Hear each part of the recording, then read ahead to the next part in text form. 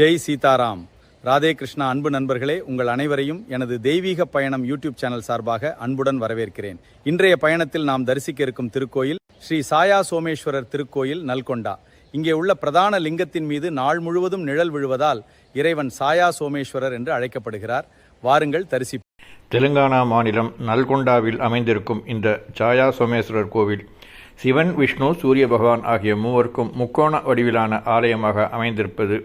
Pyramid வடிவ கருங்கல் கருவறை கோபுரங்கள், கோவிலின் தூண்களில் ராமாயண மற்றும் மகாபாரத காட்சிகள் இடம்பெற்றிருப்பது என பல பெருமைகளை கொண்ட திருத்தலமாக இருக்கின்றது. சாயா என்றால் நிழல் என்று பொருள். குண்டூர் சோழர்கள் கிபி 1040 ஆண்டு முதல் 1290 ஆண்டு வரை ஆட்சி செய்த காலத்தில் இங்கு எண்ணற்ற ஆலயங்கள் எழுப்பப்பட்டன. அதில் பனகலில் 2 சிவாலயங்கள் கட்டப்பட்டதில் ஒன்றுதான் இந்த சாயா சோமேஸ்வரர் திருக்கோவில்.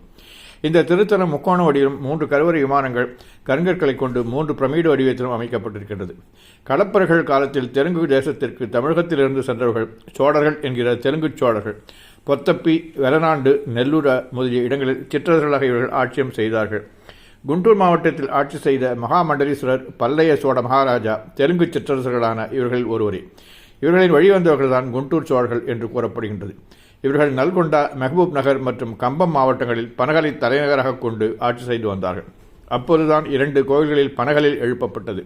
அதாவது கலைநயம் கொண்ட சாயா சோமேஸ்வரர் மற்றும் பச்சரா சோமேஸ்வரர் திருக்கோயில் எழுப்பப்பட்டன. அதேபோன்று பிரம்மாண்டமான ஏரியும் விவசாயத்திற்காக ஒரே சமுதிரம் என்ற பெயரில் உருவாக்கப்பட்டது. இந்த கோயில் உள்ள சாசனங்கள் தெலுங்கு மன்னர் பரம்பரையை சார்ந்த காகத்தியர்கள் கிபி 1290 ஆட்சிக்கு வந்த காலத்தில் எழுப்பப்பட்டன. அப்போது கோயிலில் திருப்பணிகளும் நடைபெற்றது. குண்டூர் சோழர்கள் மற்றும் காகத்தியர்கள் கால கலைகள் ஆலயத்தில் இடம்பெற்றுள்ளன. இந்த ஆலயத்தின் பெரும்பகுதி கலை சிற்பங்கள் டெல்லி சுல்தானின் காலத்தில் சிதைக்கப்பட்டன. பகல் நேரம் முழுவதும் சிவலிங்கத்தின் மீது ஒரு தூணின் நிழல் விழுகின்றது. இதில் பெரிய ஆச்சரியம் என்னவென்றால், பகல் முழுவதுமே இந்த தூணின் நிழல் ஒரே இடத்திலேயே இருப்பதுதான். மேலும் கோவில் பக்தர்கள் பௌர்ணமி நேரத்திலும் நிழல் விழுவதாக கூறுகின்றார்கள். கருவறைக்கு முன்பாக மொத்தம் 4 பட்டை வடிவ தூண்கள் உள்ளன. ஆனாலும் தற்போது வரை கருவறைக்குள் விழும் நிழல் எந்த தூணுக்கானது என்பதை கண்டறிய முடியவில்லை. இத்தகைய அதிசயமிக்க திருக்கோயிலை தான் நாம் இப்போது தரிசிக்க இருக்கின்றோம். வாருங்கள் அன்பர்களே, அவசியம் இந்த கோயிலை தரிசிப்போம்.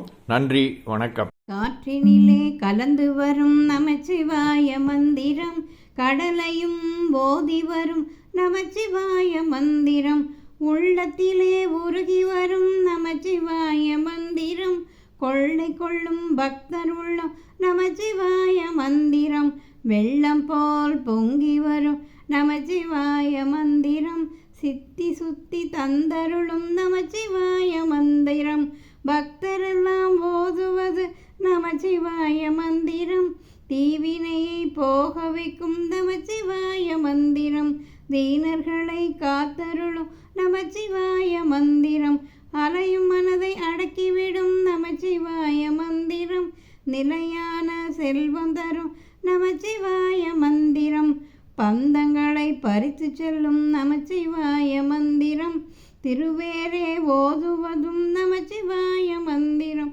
குருநாதன் கூதியதும் நமச்சிவாய மந்திரம், அன்பர்க்கு உகந்த மந்திரமாதியான மந்திரம், நம்புவோர்க்கு நன்மை தரும் நமச்சிவாய மந்திரம், உலகெல்லாம் முழங்க வேண்டும் நமச்சிவாய மந்திரம், இசையெல்லாம் புகழ்ந்து பாடும் நமச்சிவாய மந்திரம், நமச்சிவாய மந்திரம், நமச்சிவாய மந்திரம்.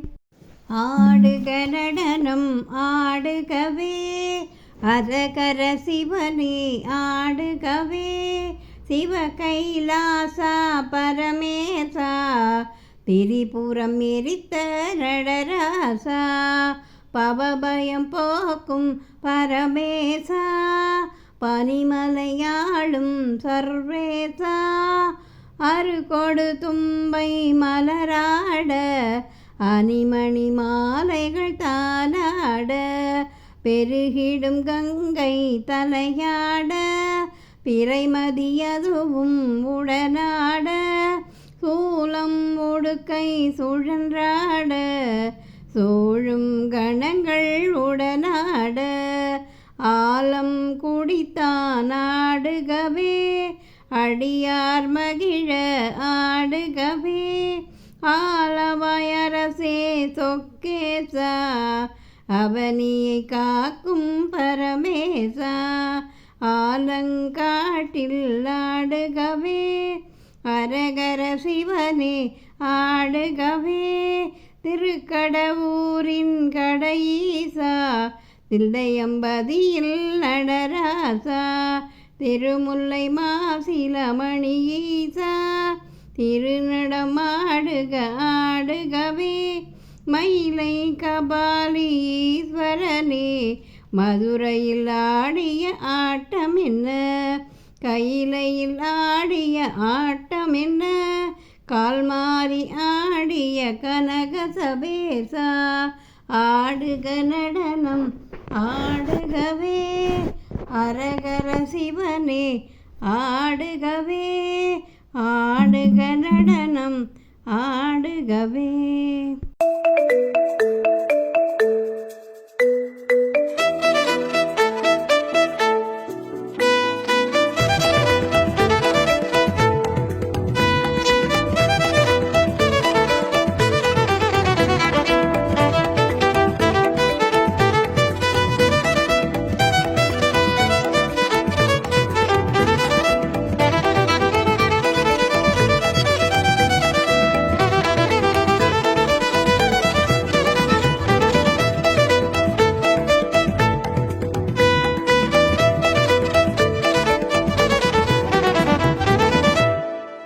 Dear friends, you have been visiting many temples with me through my YouTube channel. I would like to visit more temples and share them with you. This requires your support and God's grace. Like, share and subscribe. Thank you.